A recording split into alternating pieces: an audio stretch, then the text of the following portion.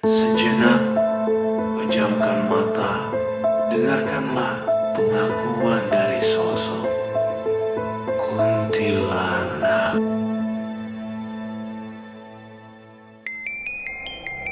Namaku telah kalian dengar sejak dulu, tapi tak satu pun dari kalian benar-benar mengenalku.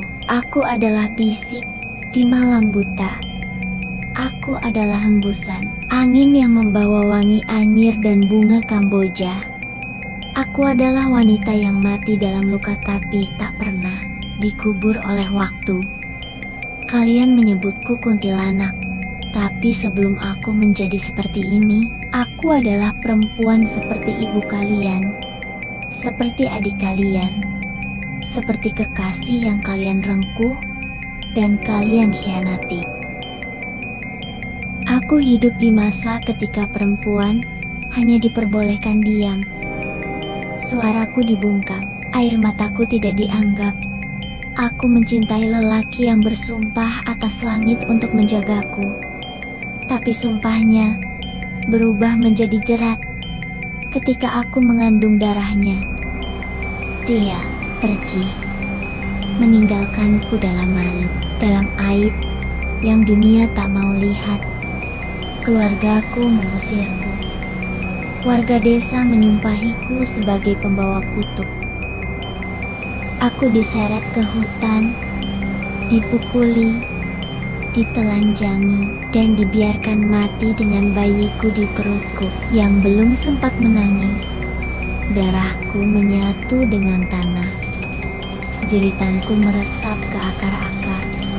Dan di saat rohku naik ke langit, pintu-pintu itu menolakku. Langit berkata, "Belum waktu." Bumi berbisik, "Kami tak bisa menerima arwah yang penuh dendam." Maka aku jatuh ke antara, terombang-ambing antara hidup dan mati, menjadi sosok yang tak lagi bisa disebut manusia, tapi juga belum disebut setan. Aku bangkit, bukan sebagai ibu, tapi sebagai arwah. Rambutku memanjang, menyembunyikan wajahku yang dibakar tangis. Kain putihku adalah kain kafan yang tak pernah dikafani, tertempel di tubuhku seperti luka yang tak sembuh. Aku selalu mencari anakku yang tak sempat kulahirkan, suamiku yang tak sempat kumaki, keadilan yang tak pernah datang, dan dunia melihatku bukan sebagai korban, tapi hantu. Mereka ketakutan, padahal aku cuma menatap. Mereka lari, padahal aku hanya berdiri, menunggu jawaban atau sekedar pengakuan. Waktu berjalan, ratusan tahun berlalu. Tapi aku tidak sendiri. Kami banyak wanita-wanita yang mati saat mengandung, dibunuh oleh cinta palsu, ditelantarkan oleh keluarga, dibungkam oleh masyarakat. Kami muncul di jendela malam, di pohon beringin tua, di loteng kosong, atau kamar yang tidak pernah dijamah cahaya. Terkadang kami tertawa. Tertawa bukan karena bahagia, tapi karena sakit. Sudah terlalu lama, hingga hanya tawa yang bisa mewakili luka.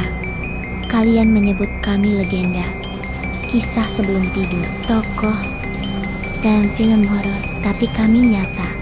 Kami adalah roh yang tidak selesai, dan dunia ini belum pernah memberi ruang untuk kami istirahat.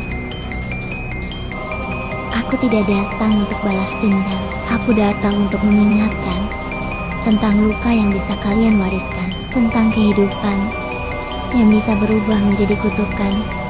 Jadi, jika suatu malam kau mendengar suara bayi menangis dari dalam hutan, atau tawa lembut dari balik cermin, jangan tanya siapa, tapi tanyakan, siapa yang telah kau sakiti hingga menjadi seperti itu.